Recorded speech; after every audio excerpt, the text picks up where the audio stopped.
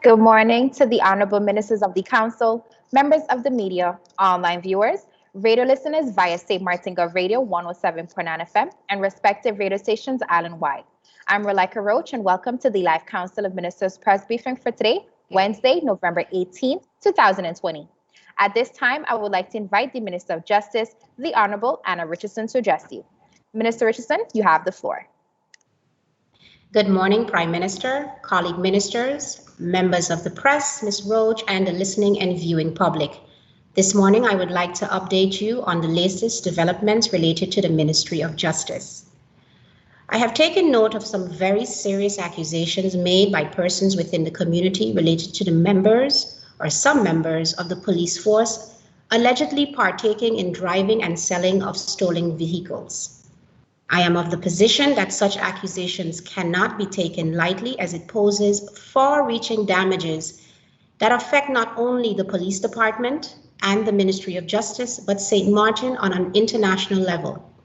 As such, a proper and thorough investigation must be executed. Due to the fact that this matter has been made public, I will do all within my ability to maintain transparency. On Monday, November 16th, there was a court hearing pertaining to requests made by several law enforcement officers seeking to be placed in a function that either does not exist within the function books of KPNA, KPSM 2011, and or is on a scale that differs from the draft function books. The request of the officers is based on the use of reference of function books that were used prior to 10.10.10, referred to as KPNA and or that of KPSM 2011. Though the communication published by the representative of the plaintiffs implied that the court ruled in favor of the request, fact of the matter is the court simply ordered the Minister of Justice to take a decision within 4 weeks of the verdict date. This afternoon, today Wednesday, there will be a meeting with the project group, which comprises of the steering committee and the work group related to the function book and the progress being made to have the function books finalized and enacted. The work group is working diligently to meet the deadline that has been set. The finalization of the function book remains my top priority, as I and those directly involved in completing the function books remain committed to having this finalized. Speaking of grievances expressed by members of law enforcement, it has been brought to my attention that the various unions of law enforcement officers are expressing their uncertainty regarding various decisions that have been made. Despite the fact that in recent times I have not received an official invitation from the unions to discuss these concerns, I'd like to advise that at 9 a.m. this morning, an invitation from my cabinet was sent to the unions inviting them to a meeting so that these areas of concern can be discussed. I'd like to give an update from the perspective of the Ministry of Education. As the Minister of Education, Culture, Youth and Sports, ECYS, Dr. Anders Rodolph Samuel is currently out of office, I hereby assume as Acting Minister of ECYS. As we know, this past Monday, November 16th, schools welcomed the remainder of students in an on-site setting. The feedback and updates received from the institutions is that Monday and Tuesday went pretty smoothly, and assurance that hand washing, hand sanitizer is used, proper distancing is observed, and that the students, teachers, and management are ensuring to wear masks. It is deemed fair to also say that the procession of traffic is also moving smoothly, and we applaud all commuters for their positive contribution to this. Additional updates regarding how schools are moving forward with now the full population of students being back into the classrooms. I would like to remind the public that the ministerial decree that prohibits loitering in the school zone is strictly enforced and violators will be charged accordingly. As we are still in Domestic Violence Awareness Month, today officers of KPSM will be beginning their workshop with domestic violence and gender-based violence specialist Cassandra Richardson as a refresher course on dealing with domestic violence cases and the likes. Please excuse me from press briefing for a few minutes, as I am going to visit the officers in their workshop just to give them some words of encouragement and support as we continue to do all that is necessary to be prepared to deal with domestic violence, gender-based violence, and the likes. I'd like to thank you for viewing, and I hope to return soon enough to be able to take any questions that the media might have. Thank you, Rolika. Thank you, Minister Richardson, for your opening remarks. At this time, I would like to invite the Minister of Public Housing, Spatial Planning, Environment, and Infrastructure, the Honorable Egbert Duran, to address you. Minister Duran, you have the floor. Good morning. Thank you, Rolika. Good morning to my colleague ministers, members of the media, and a special good morning to the people of St. Martin. Today, I would like to inform the general public that the Department of Infrastructure Management has been working diligently to find a temporary solution for the potholes in the various districts. This has been done along with the project for the upcoming road maintenance, which has been in the works for some months now. The tender was awarded in September of 2020. Due to the heavy rainfall experienced in the past weeks, these potholes have worsened. The department conducted an assessment of the potholes, and in the interest of the community, a temporary solution has been opted for to resolve this urgent situation while awaiting the start of the maintenance project. Yesterday, the Department of Infrastructure Management, as well with the contractor, started the works, which should be completed by the end of this week. I would also like to add that a road maintenance project is expected to begin soon. It is our intention and our goal to have this started by the end of this year. The ministry also plans to secure machinery with the intention for the department to conduct minor road repairs when necessary for us to cut costs in the future. Where it relates to the Department of Permits, we have seen a significant increase in building permit requests in the third quarter of this year compared to the second quarter. There have been 83 building permit requests, of which 37 have been issued in the third quarter. The task force continues to work diligently to support the workload within the department to achieve our goal in generating much needed revenue for our country. The department is considered one of the primary income generating departments for the ministry, and it's imperative to maintain an optimal level of functionality. I'm very pleased with how well this process has been going thus far, and I would like to commend the task force for their continuous efforts. Additionally, the Department of Permits has issued a list of outstanding building permits which are pending collection. This list can be accessed on the government's website. It comprises of over 100 outstanding permits dating back to 2018. The Department of Permits is actively working to reduce the backlog of outstanding payments and issued building permits, as well as the processing and promptness of incoming permit requests. I'm hereby urging those with the outstanding building permit payments to satisfy the outstanding remittance and collect their official building permit as soon as possible. This will be all for me today, Ms. Roach, and I look forward to any questions that the members of the media might have. Thank you. Thank you, Minister Duran, for your opening statements. At this time, I would like to invite the Minister of Public Health, Social Development and Labor, the Honorable Richard Panaflick, to address you. Minister Panaflick, you have the floor. Thank you, Ms. Roach. Good morning to the members of the media, my esteemed colleagues of the Council Minister, and the people of St. Martin. I would like to provide you with an update on the latest statistics on COVID-19. As of November 17, 954 persons had a laboratory confirmed COVID-19 infection. To date, there have been 867 persons that have recovered from the COVID-19 and 24 persons have passed away. There are currently 63 cases that are actively being monitored by CPS. I'm pleased to report that St. Martin is seeing on average around 5 new cases per day, and the upward trend that started 2 weeks ago has reversed. Despite this, I'm still urging all of our residents and visitors to continue practice the public health measures. This is especially important as schools are now back in session. I also want to inform the public that CPS has expanded the testing strategy, which includes testing close contacts. I urge persons who are experiencing signs and symptoms to notify their doctor or to call CPS at 914. We need to remain vigilant, especially as we are in the high season. Our on our way forward, the Ministry of VSR, CPS, is continuously researching the way to test more with reliable test methods, and also for our tourists that are coming to our shore. I would like to thank you, and may God protect our community. Thank you, Ms. Roach. Thank you, Minister Panafleck, for your opening remarks.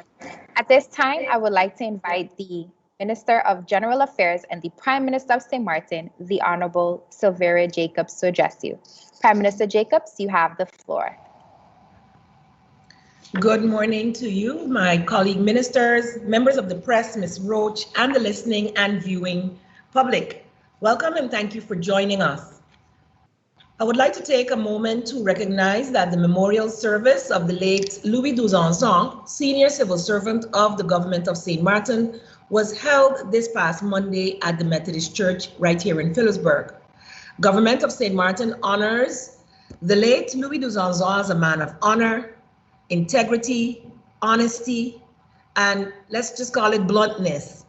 The contribution he has made as a senior civil servant, as an advisor to government, and many throughout his 39 years will always be cherished. I'd like to express the deepest condolences of the Council of Ministers and the people of St. Martin to his beloved family, his wife Oretha and his 2 children, all of his other family members, and those who had worked with him, under him, and will carry on in his stead. May God bless our tremendous hero, Louis Douzanzon, and may he rest in eternal peace. He will indeed be remembered in St. Martin's history. I'd like to also offer an update on the negotiations for the 3rd tranche of liquidity support with the Netherlands. On Wednesday, November 11th, St. Martin Day last week, I was able to secure a virtual meeting with the State Secretary Raymond Knops and both of our support staffs. During this meeting, I expressed St. Martin's continued willingness to maintain open lines of communication and to reestablish the negotiations on the 3rd tranche for liquidity support. All this in keeping with the fact that we had been approved to continue to have the discussions in the last Kingdom Council of Ministers meeting after a positive advice from the CFT. The discussions to continue to have these negotiations is also in keeping with the motion of Parliament of July 8th that mandates the government of St. Martin and my person to continue to engage in negotiations on liquidity support with the Netherlands. Of course, due to the prolonged negotiations on the 2nd tranche, we were not able to start our negotiations up until recently. The meeting with the State Secretary marked essentially the beginning of the negotiations on the 3rd tranche. Immediately after, contact was made with our cabinet of the plenipotentiary minister in The Hague. Arrangements were made to have the technical meetings related to our concerns, questions, etc. about the Kingdom law establishing the Caribbean Reform Entity and the proposed structural reforms that are necessary to increase the sustainability of St. Martin. These country packages or reforms that were proposed by the Netherlands are, yes, so this was presented as country packages to St. Martin as it was to all of the other countries. And we as St. Martin were able to provide feedback on and make proposals as to how they can be enhanced, so the proposals to fit the needs of our people in our situation, taking our culture, taking our real small island development status into account. The discussions held this past Friday and Monday were very amicable and open, which is very commendable, seeing all that had gone on before. Parties were able to engage in healthy discussions and much information was shared on both sides. The information provided served to clarify the main aspects that were unclear in the Kingdom law. These aspects we will be able to share once we have received the final written communication from the Netherlands on the feedback and proposals provided. That is expected today, Wednesday, in writing, after which our technical teams will then be following up, and I will continue to update the people of St. Martin accordingly. One of the main issues that had been, let's say, basically a cross that we had to bear was the fact of a maturing loan, which we were today thankfully granted the opportunity to extend, as it would have matured again today, at least pending the outcome of these discussions and negotiations. In the meanwhile, I have also forwarded information updating the Parliament of St. Martin on our progress thus far, or on the discussions thus far, and will continue to do so until we have reached some level of agreement in the best interest of St. Martin. As you all know, domestic violence awareness is being, let's say, commemorated in the month of November. I actually hosted the head of the Safe Haven Foundation in my last Prime Minister's Talk episode last weekend, and I must say it was a very fruitful conversation. There is an upcoming panel discussion to be held virtually on Saturday, November 28th at 4 p.m. and I ask all to tune into this, as domestic violence affects us all. I hope that this cause serves the purpose of spreading more awareness of this type of crime, and I commend all of the stakeholders, including the Ministry of Justice and the Minister of Justice, with all that they are doing in this regard to bring awareness and to put a stop to the toxic behavior that can negatively and has negatively impacted our small community. The food bank, the government of St. Martin has for the short term initiated food boxes for persons in need due to the overwhelming need for sustenance during the economic shutdown. Lack of capacity and limited resources, a more sustainable plan is warranted. So as a result of lack of capacity and limited resources, my apologies, a more sustainable plan is warranted to support vulnerable groups. With food demand being generally larger than supply, especially in times of a disaster, the actual challenge lies in the logistics development in the food aid supply chain, in that network.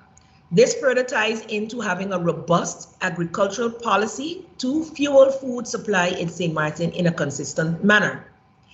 Given these issues with food security, exposure to natural disasters, and the economic fallout that can result, the Department of the Interior and Kingdom Relations, BOC, who is also responsible for the Sustainable Development Goals, SDGs, and disaster management, has requested technical assistance from the UNDP for the development of the National Food Bank, NFB, of the government of St. Martin. So we are in the process of that so that we can be better prepared for any pending or coming disasters. Such a food bank will ensure a reliable and robust food supply chain to vulnerable groups, as well as support the Emergency Support Function 7, ESF 7, which handles social development and welfare in providing mass care to vulnerable groups. The technical assistance has commenced, and the necessary contact is being made with internal and external parties that play a role currently in the food chain supply. The public is advised to stay tuned to further developments of this project as it works towards securing SDG 1, no poverty, SDG 2, zero hunger, SDG 13, climate action, and SDG 17, partnerships for the goals. This is a great initiative which I must commend the Department of BOC for pushing forward, and I look forward to being updated. I have met the person who will be spearheading the program, who has much and a vast amount of experience in this field. And I look forward to St. Martin being able to culminate with a project that will have a viable food bank here on St. Martin within 2021. Even though our Minister of VSA has valiantly brought forward the challenges and the hard work being done on the ground level in the mitigation of the COVID-19 spread on the island, I would like to take this time to ask, request, implore the people of St. Martin to remember how serious COVID-19 virus is. It is not just a serious virus in and of itself, but it has plays a hard takes a hard toll on persons with underlying conditions. And the health situation on St. Martin is that there are quite a number of persons with underlying conditions. So it is in our best interest as a people to monitor our behavior to ensure that this virus will stop spreading. I have seen the numbers go up and come down several times, and each time it has gone down because of the diligence of the St. Martin people. I ask you all, do not become complacent. Do not let your guard down. In our effort to make our island COVID-free, I ask the community to continue to practice good hygiene habits, to work hard to become more healthy so that even if we are infected, that it will be minor symptoms that we will experience. Exercise regularly. A good walk on a regular basis can be sufficient. Get enough rest and maintain proper mental and emotional health. Some of us pay attention to the physical, but we do not guard the spirit. We do not guard the mind. Good rest is essential to all of that as well. And so I ask you, for your own sake and for the sake of your loved ones, especially those vulnerable within our society, please continue to take care of yourselves and ensure that we avoid large gatherings. Use masks at all times when in the vicinity of others, and keep a social distance as much as possible to prevent the spread of disease. At home, also ensure proper hand washing and protecting our loved ones, especially those with underlying conditions. The vision that I have for St. Martin is one I think many of us share, and that we can move from where we are, not just us as a vulnerable small island development, but all over the world, people are suffering. But we have shown in the past that we can and we will move to where we need to be with the hard work of all concerned. So I look forward to all of us putting our hands on deck and ensuring that we are looking out for each other. Be safe, St. Martin. Thank you. Thank you, Prime Minister Jacobs, for your opening remarks. If you've just joined us, you are watching the live Council of Ministers press briefing for today, Wednesday, November 18th, 2020. Thank you for joining us. We now move on to the question and answer session. However, before we begin, I would like to inform that the Minister of Finance, the Honorable Artwell Edion, is present. However, will not be making any opening statements, but is available for any questions the media may have. The floor is open. Jeffrey Sokrin of Island 92 Radio, you have the floor. Thank you very much, Brolaika, and thank you to all of the ministers that are present and those that aren't present, because we know they're off keeping us in business, so we appreciate it. My question this morning, I'd like to direct this to Minister of Health, the Honorable Richard Panafleck, if I might. Good morning, Minister. Really kind of a two-pronged question, and it's been the question that has been coming in an awful lot from our visitors, or our potential visitors for the island. There was talk a while ago about accepting, the more rapid antigen-based test versus the RT-PCR test. Is that still in the works? Because with the uptick in the U.S. and Europe, I think our potential visitors are seeing it very hard to turn things around, even in the extended window that we have.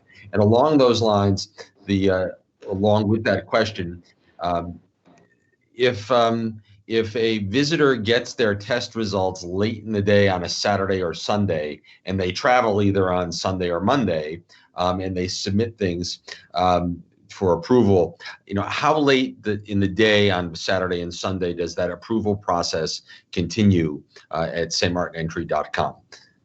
Thank you, Minister. Good morning, and thank you, Mr. Sock, for the question. As a matter of fact, I didn't make no mention of the travel requirement because I just had a conversation with the Minister of TIAT, and we're going to release that press release today concerning the changes with the possibilities about allowing antigen tests. That's why I said in my opening remarks that the Ministry of ASR, CPS, we are constantly busy with looking at other ways that is more beneficial and fastest for our industry, that's the tourist industry. So sorry about that, but I guess I understand everybody wants to know the information. So we were releasing, and we're going to release it today. You will have the complete Zamata travel entry requirements. It's there. The MR has been published, and so yes, we will do that. Besides that, yes, I get a lot of complaints that people that are uploading their information electronically, that they do it late. I can say that because out of the reporting that you see of the data, you can see when the people upload their documents and everything like that. It's not because I want to be very strict or anything, but we do see when it is uploaded and when it's answered. Even though the systems that state that everybody should do it not later than 24 hours prior to travel, if you do it 5 minutes while you're on checking in, it will be almost impossible to reply there. Before that, anything that's around like 12 hours prior or something, you will get the answer once you send it, because this thing is being done humanly, and people will check into it, and it is being done 24/7 to check and give the approvals so that the people can be approved to come to St. Martin and board the plane. So if they please do it in due time, 12 hours at least, even though it's stated 24 hours, they will get the response so that they can travel. I hope I have answered your question, Dr. Scott. Thank you, appreciate it. Thank you, Minister Panafleck. Thank you, Dr. Sock, for the question. I would now like to invite Bibi Shah of SMN News. You have the floor. Good morning. Good morning, ministers. Good morning, Rolika. Prime Minister, I noticed the Minister of Justice has left, but my questions, as a matter of fact, will go across for the Council of Ministers. As you have noticed, these past couple of days, quite a number of persons came out with allegations against the police, but there's something that I noticed in at least 2 of the cases, and I think that should fall under your portfolio, Prime Minister, which is the receiver's office, number plates, and all of this. If I'm wrong, you can correct me. There is a procedure in place for when people who want to purchase a vehicle from a private party, they have to go to the police station to verify that this is not a stolen vehicle. And they also have to buy, I think, a 10 guilder or a 5 guilder receiver's paper to make their bill of sale on. And what I have noticed with the documents that I received is that this procedure was totally skipped. People typed their bill of sale on a regular paper, and then they went to the insurance, it was accepted, to the inspection place, it was accepted because they inspect the vehicle. Even at the receiver's office, they use the same documents and purchase their number plate. But now these very people who paid a lot of money for their vehicles, it is now impounded by police. And now after they spoke out, Prime Minister, these people were called yesterday. They were told, because you use your democratic right to speak out and to express what you're going through, you will not get your vehicle. This is a decision taken by the prosecutor's office. This is what I'm getting today, as of yesterday, by the way. Prime Minister, what I want to ask you is this. Had it been a politician, and I'm going to be very frank with my question, had it been a politician, a member of parliament, engaging in selling what is believed to be stolen vehicles, will the prosecutor office then say that, listen, that's a civil case, that they're not going to go after the person that's selling the cars that is believed to be stolen, but they're just going to impound these vehicles and pressurize the person that buys them, when in fact the system collapse. Because if proper checks and balances were done from the beginning with the bill of sale, then we would have known that today we wouldn't have hundreds of vehicles being impounded. Can you tell me what is your opinion?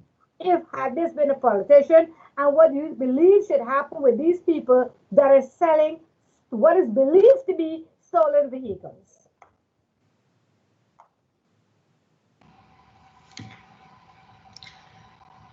Good morning, Ms. Shah. Hodge, thank you for the question. I don't think it's for me.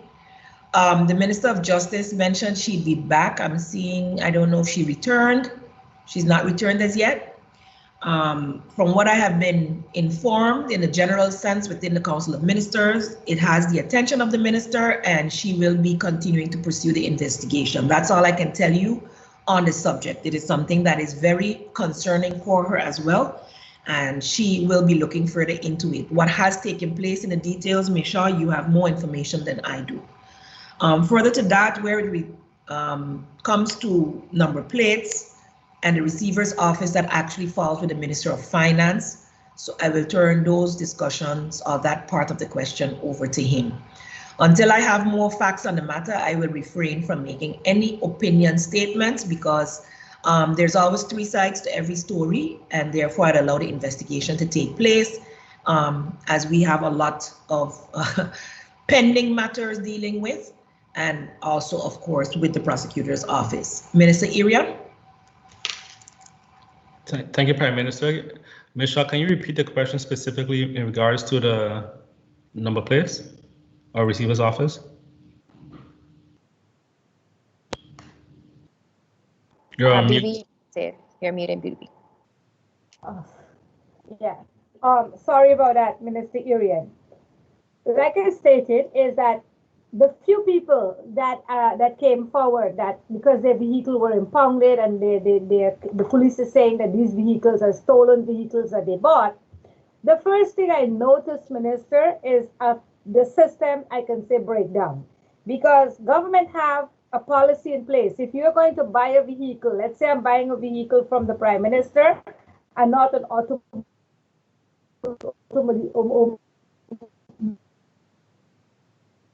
with the documents belong to the seller, and to make sure that they can verify that this vehicle that she's selling is not a stolen vehicle. Second to that, the bill of sale is supposed to be on a 5 guilder or 10 guilder stamp paper that is sold at the receiver's office.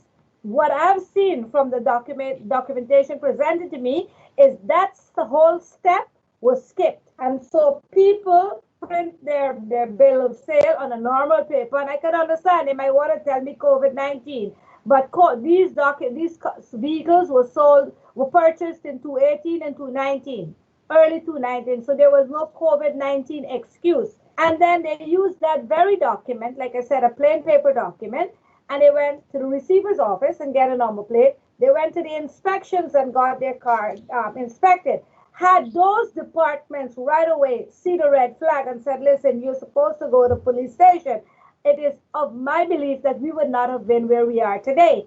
So I'm asking you if the system break down, and why is this so? Thank you for your question. I haven't had those complaints until recent, until I saw the same article you're mentioning. And I'm also not privy to the documents that you are privy to. And but I look forward to the investigation that the Minister of Justice said she is looking into, and I'm pretty sure if these allegations are true, then they will pop up and we will have it as a top concern. Thank you, Minister Irian. Thank you, Bibi, for the question. I would now like to invite Stephen Cerillion of PJ82 Radio. You have the floor. Thank you, Ms. Roach. Good morning to you, Prime Minister, Ministers. Good morning to you as well, and my colleagues. My question is for the Minister of ESC, and I'll get straight to the point. The recent announcement that a COVID-19 vaccine is to be approved shortly, Minister. Has there been any initial discussions with the Netherlands and or the Caribbean Public Health Agency as to how this vaccine will be made available to St. Martin when approved? Thank you, Mr. Stevens. As I have mentioned before, but then it might be quite some time ago, that in the discussion that the Kingdom partners have concerning medical issue, it was brought up that the Kingdom, in this case being the Netherlands, has already put out buying orders to the relevant vaccines producers, the pharmaceuticals that are, like for instance, the Pfizer and the Moderna, that most people that are following the news concerning the vaccines will know about, that they have bought into those vaccines. And as agreed upon, that the Kingdom partners, so all the territories within the Kingdom, the Netherlands, St. Martin, Aruba, and Curacao, will take part in the buy-in of the Netherlands. So yes, there is agreements reached within the Kingdom. There was also the possibility to do with PAHO, but seeing that the probability that it will be released in Europe, and seeing that in Europe as common, they will be buying in more, and it will be released. When the vaccine is ready, there are the issue will become then where will it be released to and what will be the amount to. And for St. Martin, it's naturally very important that we know when it is released, how fast we can get it to our shores. So that is what we the decision making in this case have to be about. And then you have to make sure that you can get the vaccine as fast as possible. Because if you know, even if, say, vaccine X gets to be approved by all to be used at the end of November, it'll take some time before that it will be available to any country for them to be using. That's why, for instance, in this case, the Netherlands has buy the rights to the vaccines in different pharmaceutical industries, so that when it becomes available, they can get it as soon as possible. I hope I was clear on that. Thank you. Thank you. Thank you, Stephen. Thank you, Minister Panafleck, for the response. I would now like to invite Andrew Dick of TV Carib. You have the floor. Good morning to the ministers. Good morning to, of course, St. Martin. The question is for Minister Adwell concerning the license plate, the 2021 license plate. Can you explain us the trajectory? Because, I mean, it comes across that you had no idea what was going on in the beginning, because you said that the plates were coming, and then they were coming, and then they were coming again, and then there's COVID, and now it's next year. So can you give us a trajectory of what exactly was the ministry's mindset when it comes to ordering? First of all, are they old plates or are they new plates? Minister. Thank you for your question, Mr. Dick. We've answered this question a few times in press briefing. I don't think you were here in those press briefings, but there wasn't, the plates were ordered. The manufacturer could not produce the plates. There was a delay, and there was also COVID. We then produced the stickers. We produced a regulation for the stickers, which are 1250. And we also, when the first manufacturer could not produce the plates, we decided to use we continue the process. Yes, we continue the process. And because of due to COVID and the delays and so forth, we decided to use the plates for next year instead of this year. In regards to the stickers, we have a regulation that says the stickers, because I know that question came up already also, the stickers would be replacing the plates for the same 12 Gillis 50. I was looking for the regulation. I can send it to you also if you would like. So no, it's not that you're paying double up. The stickers replaces number plates at the 12 Gillis 50 price. Okay, so as a follow-up, Minister, if you did not pay your road tax this year, do you have to pay it double? You should have paid your road tax this year already, Mr. Andrew. That's true, but that's why I'm asking the question. What do you mean you have to pay double for this year?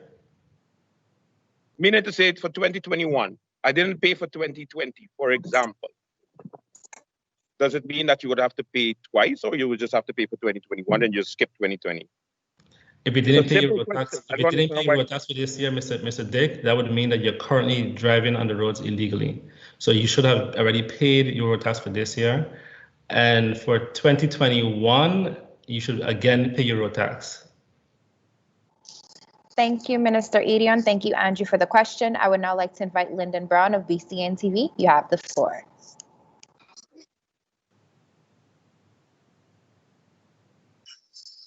Good morning to the people of St. Martin and the ministers that are present here today. Question to Minister Pantouflet. Minister Pantouflet, you mentioned that so far, since the COVID came to being, 24% died so far. Now, Minister, do you have the current statistic and the normal death? How much people dying from cancer, AIDS, and all these pending sicknesses? Can you give us an update on this?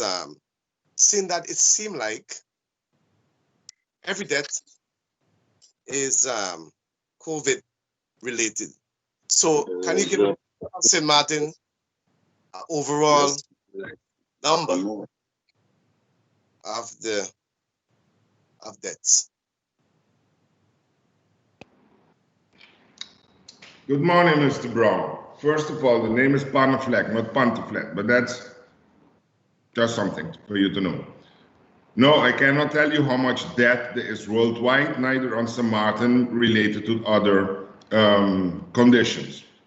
Yes, maybe you have to use research also, and that's why you're asking this, because most of the time they say that the deaths related with COVID is because there are underlying conditions, meaning that because of the conditions that the people might have, the immune system to battle the virus will be complicated, and as such, if they might pass from it.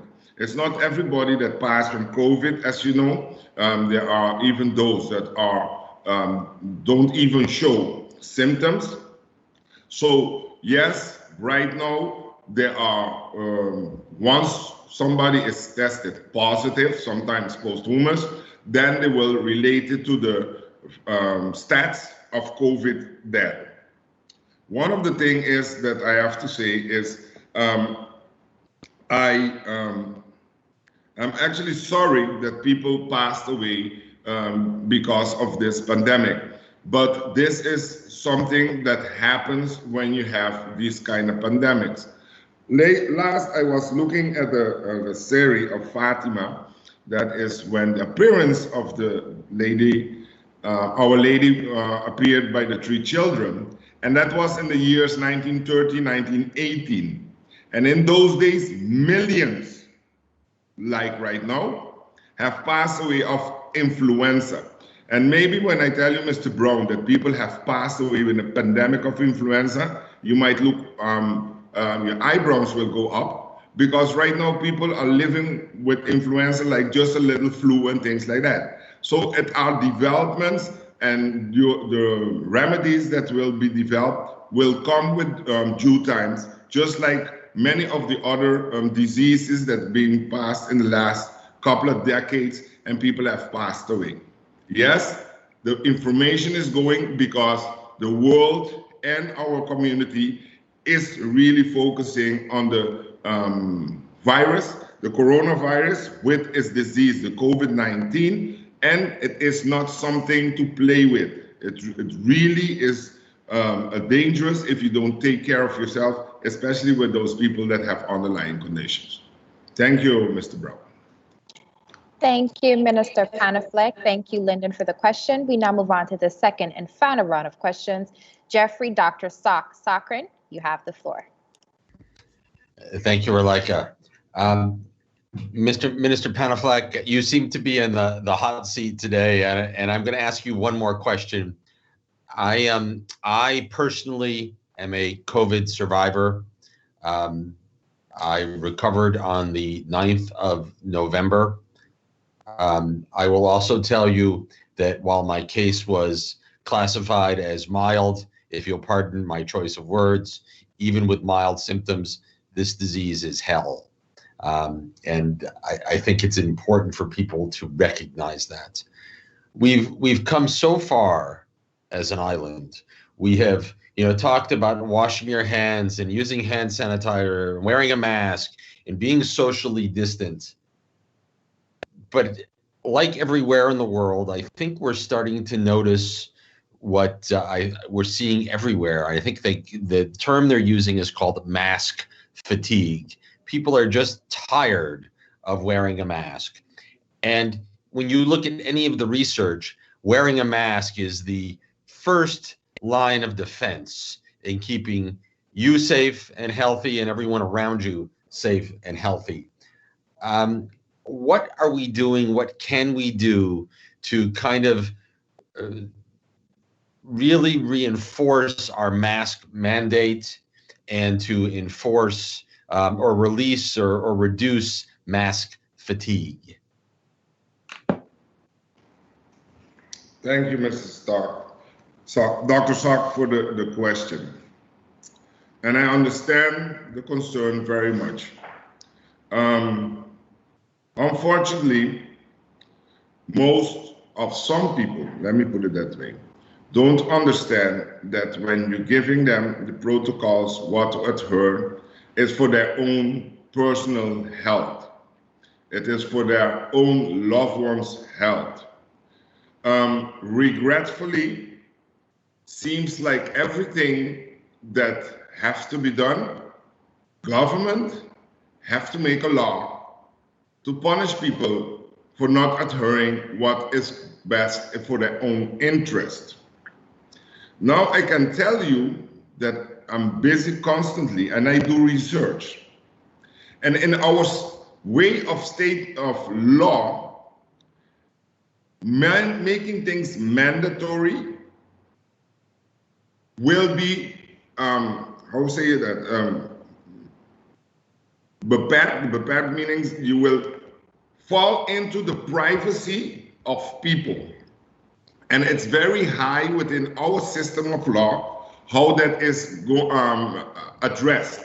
They have many professors of law having already dealing with this issue about making these mandatory because you are going into the people's private area. Nevertheless, we have people in VSR working diligently to get as soon as possible the law. And then we will bring out the law, and then those that think it's not, it is entrenching of their privacy law, then they will have to take it to court and we will see what happened. Because it's like this. A human being, especially the adult, supposed to know what's right or wrong. But if government is the one that have to go and tell them what you're doing is not, it's like almost government becoming your parent. And I don't think that's the role of government.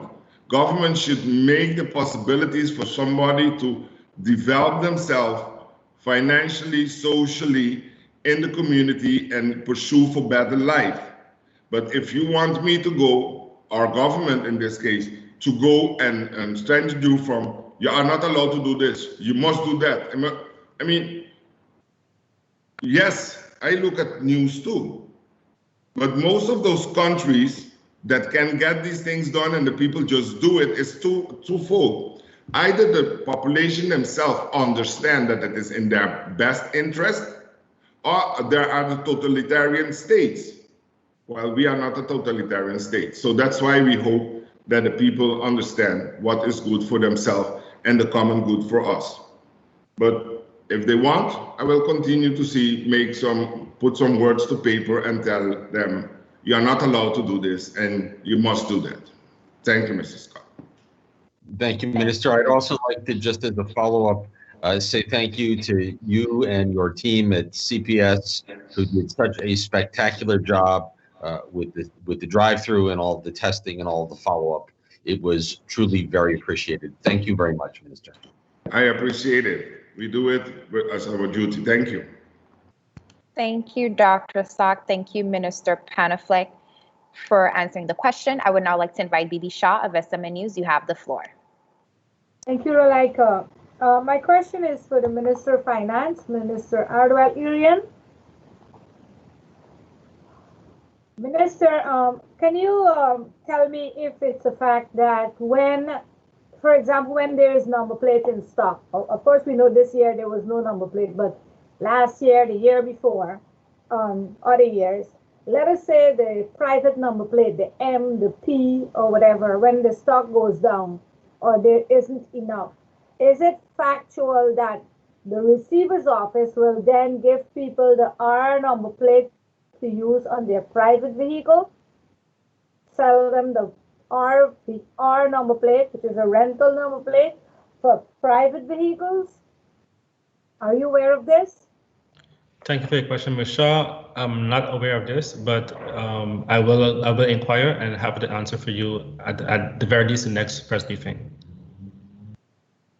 Thank you, Minister Irian. Thank you, Bibi, for the question. I would like to inform the members of the media that we do have less than 10 minutes left. Stephen Cyrilin of PJD2 Radio, you have the floor.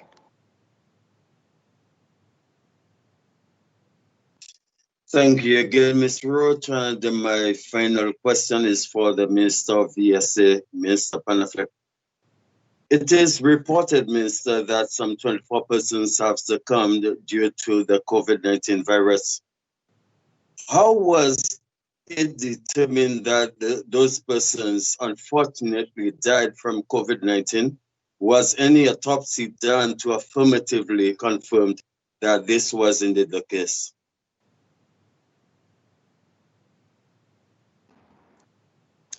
Thank you, Mr. Stephen, for the question. To confirm that a person has passed from COVID could be twofold.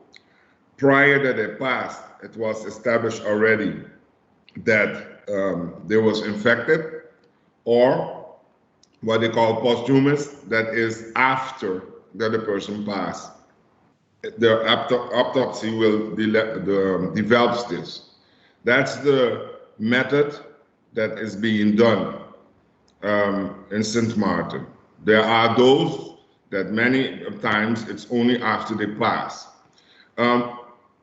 Today, a lot of people are talking about the 24th, but I want to reiterate that the 24th is from the beginning, from the start. It is not something that happened in the so-called second wave. It's from the beginning till right now. Regretfully, 24 persons passed. Just like the 900 something plus people that are positive, it's not that they are positive right now, but from the beginning up to now, that are the amounts. So we are trying to give the information as good as possible. Sometimes we are being requested to give more information, and sometimes we balance out how we give the information, because the more information you get more confusion, and we don't want the people to get confused. Basically, actually, what we want to know is for the people to understand the seriousness of this disease, and that they know what they can do to prevent themselves and the loved ones to get infected. Thank you very much. Thank you, Minister Panafleck, and thank you, Stephen, for the question. I would now like to invite Andrew Dick of TV Carib. You have the floor. So Yes, my question, Stephen. Yes, okay. Yes, my question is for the Prime Minister first, because Minister Richardson said that Minister Samuel is out of office. Is he out of office because is it sick, or is it vacation, Minister? Or working? I don't know.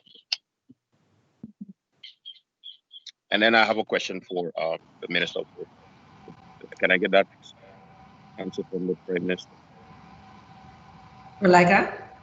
Yes, Prime Minister, you can go ahead. Thank you. The Minister of Education, Culture, Youth and Sport has been out sick this week, and we're expecting him back. However, he wasn't able to make the press briefing. So I'm not sure if he'll be out sick as well today, but he has been feeling a bit better, and we hope that he'll be in today. Okay, thank you, Prime Minister. Okay, so my minister, my question is for the Minister of Road, considering the road. I'm sure you've seen on social media how persons were talking about the Beacon Hill area, for example, and it being fixed within, I think, a span of 2 days or 1 day after it was posted online. So, you know, the impression is given that, you know, you sit behind your desk and you watch Facebook, and then you start to go and fix roads. You said in the beginning that there is a plan. So can you give us maybe an indication of when the major works is set to start, specifically Dutch Quarter, Minister? Thank you for your question, Andrew. You kind of answered the question in the beginning with respect to my opening statements. I spoke about this months ago. So before the recent heavy rainfall and all the different things that made the potholes worsen, just to give a brief elucidation, we, as government, you're dealing with public funds. A document would have to travel maybe and touch 20 hands before it reaches where it has to reach, and the person is paid and the execution of the works can begin. So therefore, that is a reason for the lengthy time that has been taken. Resurfacing of the roads has always been a priority of the ministry. The bid was awarded in September of this year. So therefore, it has been in the works. So it's not a matter of sitting behind the desk and watching Facebook and reacting, but a matter of the process that it takes. In the meantime, I had a meeting with the Department of Infrastructure Management last week. So before anything was published on Facebook or anything like that. And the discussion was to do the emergency works, which you're seeing taking place. It started yesterday, Tuesday, and it will continue and supposed to be finished by the end of the week. As I mentioned in the press briefing earlier as well, the intention is to start with the complete road maintenance project before the end of the year, once the proper due diligence and all the proper procedures have been followed. I hope that answers your question. Thank you very much, Rolika. Thank you, Minister Duran, and thank you, Andrew, for the question. I would now like to pass the floor to Lyndon Brown. You have the final question.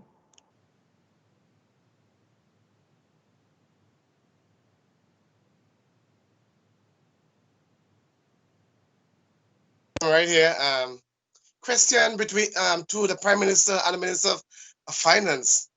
As the Bible said, you gotta be wise as a serpent and harmless as a dove. It's not everything you see and you speak, but you have to be wise. I mean, myself, I'm not speaking to the Prime Minister, but now I'm speaking to the Prime Minister and the Minister of Finance. What good things can you tell the people of St. Martin about the future and the finance?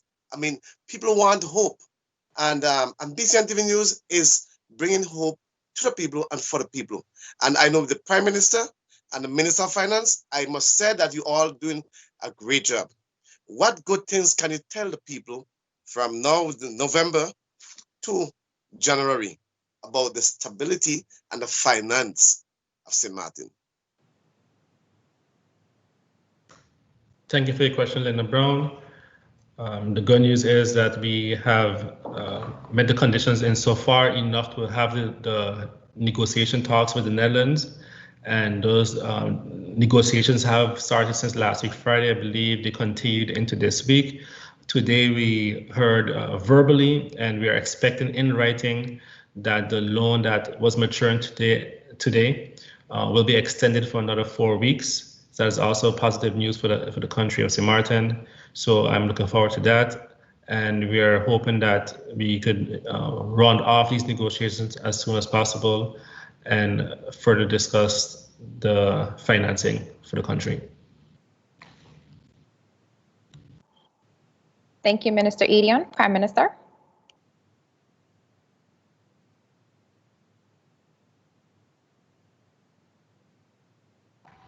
Sorry, I was momentarily away And thought the question was for the Minister of Finance. Is there a part for me to respond to as well? Lyndon, you're muted. Can you kindly repeat the part you would like Prime Minister to answer? Yeah, the same lane. It's about Prime Minister never heard it, so can you repeat it? The good things that you can say for the future of St. Martin from now November to January, the financial stability of St. Martin. People want to hear hope and the way forward. So that was the basis of the question. Well, I believe the Minister of Finance already elucidated as to the financial position as it relates to that. I do my best to ensure to relay hope to the people of St. Martin. There are many projects that are coming out from the trust fund. We have the credits program, the Be Your Own Boss program. There is still some funds for the training fund that is going on. So I am really encouraging people to focus on their strengths, focus on, especially if they are without employment at the moment, to take the time to reflect. I believe government, I don't know if it's still available, MinFin can concur, several courses were available for free that persons could upgrade themselves. I'm very happy with all of those who have taken up the opportunity to do so. But even in that, the courses available through the credits and being able to get a loan to start your own business, a grant loan. Many projects, people are going into the agriculture or into the construction field, which is now taking off, even though normally it takes a break for the December period. I'm hoping that there will be less of a break since we already had enough breaks for the year. People need to find their dream, find their goal, and collaborate to be able to find ways to find a new beginning. Every disaster has a silver lining, and we are in the discussions right now to try to still secure something for St. Martin. We have little choices at the moment. We really felt we had more opportunities a few weeks ago. Those opportunities were closed off to us, and we continue to seek ways to increase government's viability. But we encourage the people of St. Martin to stand strong.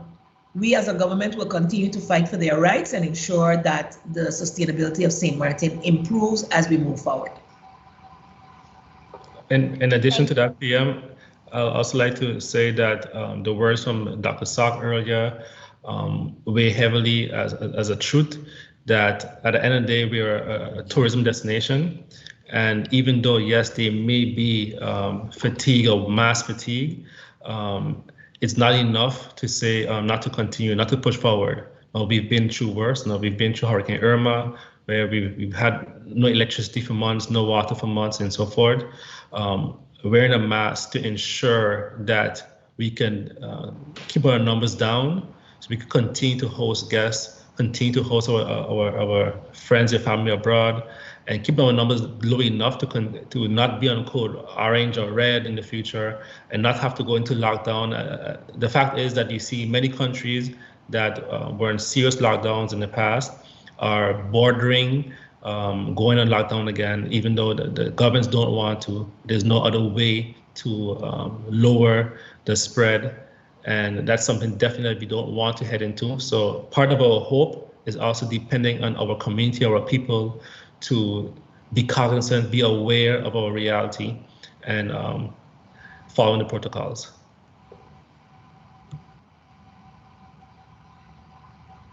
Thank you, Minister. Thank you, Dr. Sock, and thank you, Mr. Brown, as well. I think I raised my hand to say something else, but the Minister of Finance said it eloquently enough. And for me, it is that resilience is something innate to the people of St. Martin. And as Christmas is coming, our Thanksgiving is coming, we at the end of the November will give thanks that we have gone through the hurricane season. Let's call it practically unscathed. As you look around the Caribbean and the rest of the world, the multiple hurricanes that have hit different parts of the world have been devastating. Even flooding rains without the winds has caused severe damage within the region. St. Martin has been blessed once again. And with every blessing, we have hope for the future. So I'm asking the people of St. Martin is to guard your mental health. I think a lot of people take that for granted.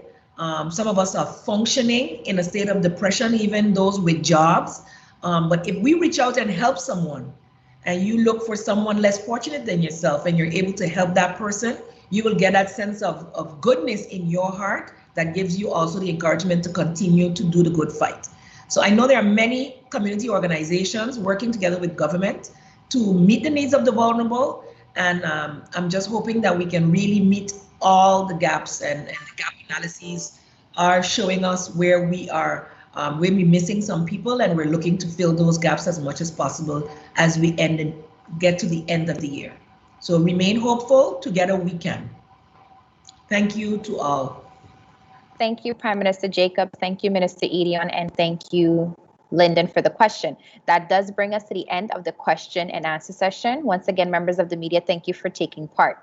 Honorable Ministers of the Council, members of the media, radio listeners, and online viewers, this does bring us to the end of the live Council of Ministers press briefing for today, Wednesday, November 18, 2020. For rebroadcast, tune into St. Martin Cable TV, channel 115, St. Martin Gov Radio 107.9 FM, the official Facebook page of the Government of St. Martin, and the YouTube channel Government of St. Martin. For video on demand, be sure to log in to the official government's website at stmartingov.org. On behalf of the Department of Communication and the Government of St. Martin, I'm Relika Roach, and wishing you a pleasant day further.